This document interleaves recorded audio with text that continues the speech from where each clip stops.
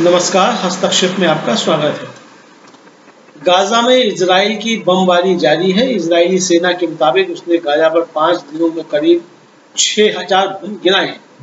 BBC Hindi की एक खबर के मुताबिक इस बमबारी के चलते मानवाधिकार संगठन ह्यूमन राइट्स वॉच ने कहा है कि गाजा और लेबनान में अपनी सैनिक कार्रवाइयों में इजराइल व्हाइट फास्फोरस का इस्तेमाल कर रहा है। ह्यूमन राइट्स वॉच के मुताबिक ऐसे हथियारों का इस्तेमाल लोगों को गंभीर चोटें पहुंचा सकता है। ह्यूमन राइट्स वॉच का कहना है कि दुनिया के सबसे घनी आबादी वाले क्षेत्रों में से एक गाजा में व्हाइट फास्फोरस का इस्तेमाल नागरिकों के लिए जोखिम को बढ़ाता है और अंतर्राष्ट्रीय मानवीय कानून का उल्लंघन करता है।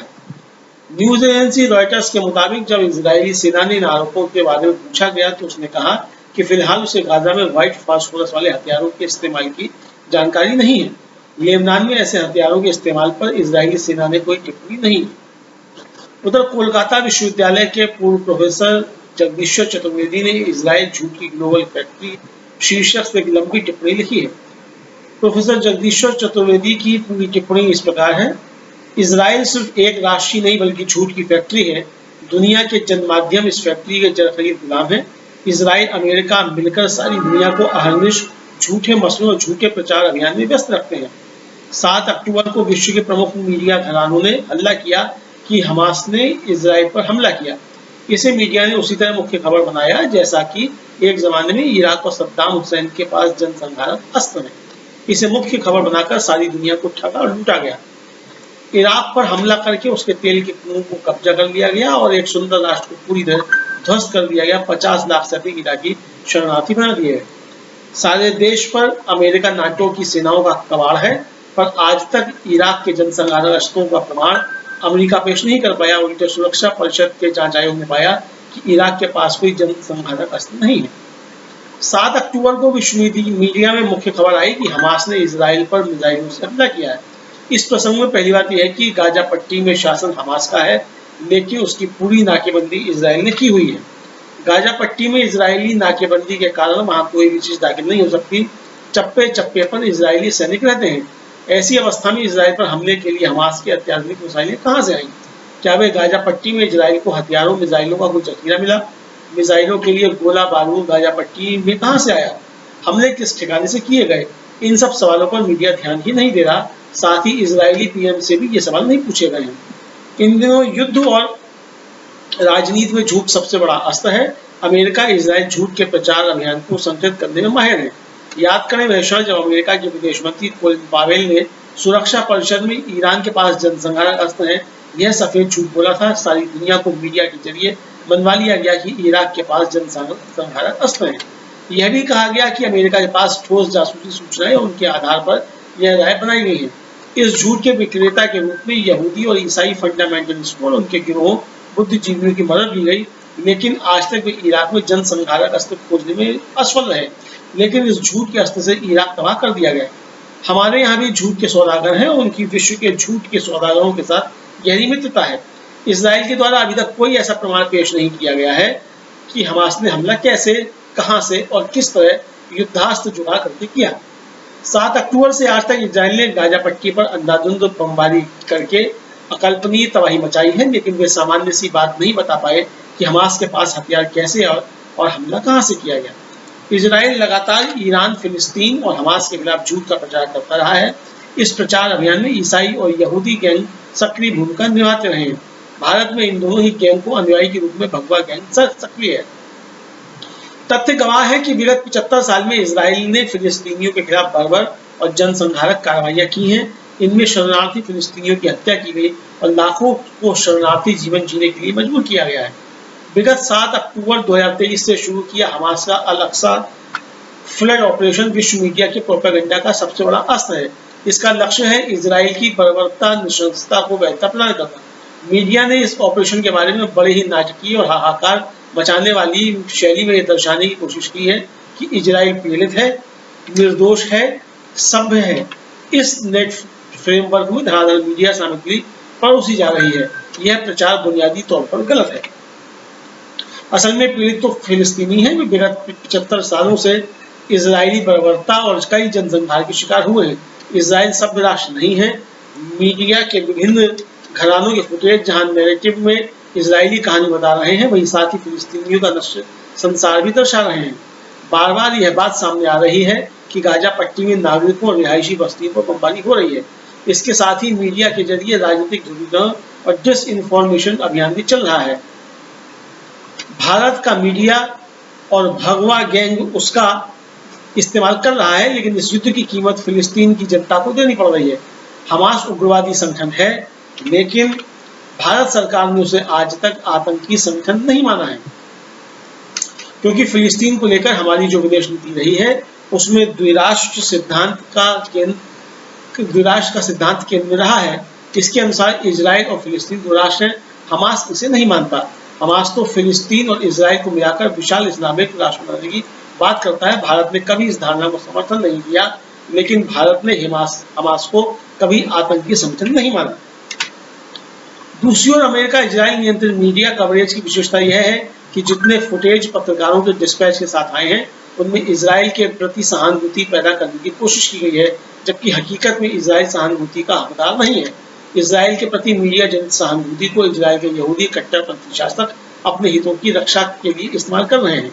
इजराइल पंथी जिहादी लोग हमास के बारे में वही सवाल कर रहे हैं जो बहुराष्ट्रीय मीडिया कंपनियों ने बता दिए हैं या फिर शस्त्र उद्योग के मालिकों ने तय किए हैं। वे सवाल कर रहे हैं कि क्या हमास का समर्थन करते हो? यह सवाल ही गलत है। सवाल यह होना चाहिए कि क्या फिलिस्तीनी जनता का समर्थन करते हो? फिलिस्तीन जनता एक ओर इजराइल के जुर्म की शिकार है, वहीं दूसरी ओर गाजा पट्टी में हमास के चरमपंथ की कैद में है। फिलिस्तीनी जनता लोकतंत्र धर्मनिरपेक्ष फिलिस्तीन राष्ट्र चाहती है। हमास उसकी पसंद नहीं है, बल्कि हमास तो इजराइल अमेरिका की सृष्टि है। दुनिया के जितने भी आतंकी चरमपंथी संगठन हैं वे सब अमेरिका ने बनाए हैं। हमास को फिलिस्तीनी संघर्ष ने पैदा नहीं किया, बल्कि हमास का जन्म फिलिस्तीनी मुक्ति संघर्ष को नष्ट करने के लिए हुआ था। आज फिलिस्तीन की जनता दोनों ओर से परेशान और उत्पीड़ित है। एक ओर चरमपंथी है तो दूसरी ओर इजराइल की फासिस्ट सरकार है। प्रोफेसर जगदीश्वर चतुर्वेदी ने अपनी फेसबुक वॉल पर ग्लोबल रिसर्च की एक रिपोर्ट का हिंदी अनुवाद पोस्ट किया है, जिसमें कहा गया है कि इजराइल पर घोर युद्ध अपराध का आरोप लगाया गया, क्योंकि ह्यूमन राइट्स वॉच ने गाजा में सफेद फास्फोरस के इस्तेमाल की पुष्टि की है। ह्यूमन राइट्स वॉच ने गुरुवार को कहा कि उसने उन रिपोर्टों की पुष्टि की है कि इजरायली सैन्य बलों ने इस सप्ताह लेबनान और गाजा में लक्ष्यों पर तोपखानों के हमलों के दौरान सफेद फास्फोरस हथियार छोड़े, जिसमें घिरे फिलिस्तीनी पट्टी के बड़े आबादी वाले नागरिक क्षेत्र भी शामिल थे। यह सब एक स्पष्ट युद्ध अपराध है। HRW ने कहा कि उसने गवाहों का साक्षात्कार लिया है और मंगलवार और बुधवार को लेबनान और गाजा में शूट किए गए वीडियो फुटेज को सत्यापित किया है, जिसमें गाजा सिटी बंदरगाह और इजराइल लेबनान सीमा के साथ दो ग्रामीण स्थानों पर तोपखानों से दावे गए सफेद फास्फोरस के कई विस्फोट दिखाई दे रहे हैं।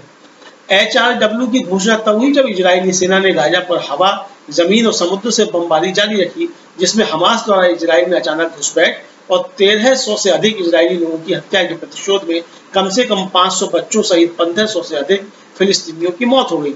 इनमें सैनिक और नागरिक शामिल हैं। जैसा कि HRW ने गुरुवार को बताया, संपर्क में आने पर सफेद फास्फोरस लोगों को थर्मल और रासायनिक रूप से हड्डी तक जला सकता है, क्योंकि ये वसा में और इसलिए मानव मांस में अत्यधिक घुलनशील है। सफेद फास्फोरस के टुकड़े उपचार के बाद भी घावों को बढ़ा सकते हैं और रक्त प्रवाह में प्रवेश कर सकते हैं और कई अंग विफलता का कारण बन सकते हैं। जब ड्रेसिंग हटा दी जाती है और घाव फिर से ऑक्सीजन के संपर्क में आ जाते हैं तो पहले से तैयार घाव फिर से उभर सकते हैं। यहाँ तक कि अपेक्षाकृत मामूली जलन भी अक्सर घातक होती है। जीवित बचे लोगों के लिए व्यापक घाव मांसपेशियों के ऊतकों को कसता है और शारीरिक विकलांगता पैदा करता है। WP यानी व्हाइट फास्फोरस 1500 फ़ारेनहाइट जितना गर्म जलता है, पानी इसे नहीं बुझाता। HRW मध्य पूर्व और उत्तरी अफ्रीका के निदेशक लामा फ़की ने एक बयान में कहा, जब भी भीड़भाड़ वाले नागरिक इलाकों में सफेद फास्फोरस का उपयोग किया जाता है तो इससे गंभीर जलन और आजीवन पीड़ा का खतरा होता है। सफेद फास्फोरस अवैध रूप से अंधाधुंध है। जब आबादी वाले क्षेत्रों में हवाई विस्फोट होता है जहां यह घरों को जला सकता है और नागरिकों को गंभीर नुकसान पहुंचा सकता है। फकीर ने कहा, नागरिक क्षति से बचने के लिए इजराइल को आबादी वाले क्षेत्रों में सफेद फास्फोरस का उपयोग बंद कर देना चाहिए। संघर्ष में शामिल पक्षों को नागरिकों को और अधिक पीड़ा से बचाने के लिए हर संभव प्रयास करना चाहिए। HRW ने पहले गाजा पर 2008-9 के ऑपरेशन कासमीर आक्रमण के दौरान घनी आबादी वाले क्षेत्रों में WP हथियारों का उपयोग करने के लिए इजराइल पर युद्ध अपराधों का आरोप लगाया था, जिसमें एक संयुक्त राष्ट्र स्कूल भी शामिल था। HRW सहित मानवाधिकार का समूहों द्वारा इजराइल के उच्च न्यायालय में दायर 2013 की याचिका के जवाब में इजरायली रक्षा बलों ने कहा कि वह आबादी वाले क्षेत्रों में व्हाइट फास्फोरस का उपयोग नहीं करेगा, बहुत संकीर्ण अपवादों के साथ जिसका वह खुलासा नहीं करेगा। अन्य देशों की सेनाएं भी व्हाइट फास्फोरस का उपयोग करती हैं, विशेष रूप से संयुक्त राज्य अमेरिका, जिसने 2004 में फालूजा की लड़ाई के दौरान अन्य जगहों पर तथाकथित आतंक पर युद्ध के दौरान आग लगने वाले गोले दागे थे। 2016 में यमन में हौथी विद्रोहियों के खिलाफ कथित तौर पर अमेरिका द्वारा आपूर्ति की गई व्हाइट फास्फोरस हथियारों की गोलीबारी के लिए सऊदी अरब की निंदा की गई थी। व्हाइट फास्फोरस और अन्य आग लगाने वाले हथियारों का इस्तेमाल सीरियाई युद्धगृह के दौरान इस्लामिक स्टेट और अन्य आतंकवादियों से लड़ने वाली सीरियाई सरकार और रूसी सेनाओं द्वारा भी किया गया है। तुर्की पर सीरिया में कुर्द नागरिकों पर व्हाइट फास्फोरस ग्राउंड फायरिंग करने का भी आरोप लगाया गया है। तो इस तरीके से आप समझ सकते हैं कि किस तरीके से इजराइल फिलिस्तीन में लगातार बर्बर युद्ध अपराध कर रहा है और मानवता के खिलाफ अपराध। आशा है ये कार्यक्रम आपको पसंद आया होगा। इस वीडियो को ज़्यादा से ज़्यादा शेयर करें, लाइक करें और कमेंट करके बताएं आपकी राय क्या है। और अगर आपने हमारा यूट्यूब चैनल अभी तक सब्सक्राइब नहीं किया है तो तुरंत इसको सब्सक्राइब कर लीजिए और बेल आइकन भी दबा दीजिएगा, ताकि अगली जब वीडियो अपलोड हो तो आपके पास इसका नोटिफिकेशन पहुंच सके। और अगर आपने हमारा फेसबुक पेज फॉलो नहीं किया है, फेसबुक पेज को भी फॉलो करें। धन्यवाद।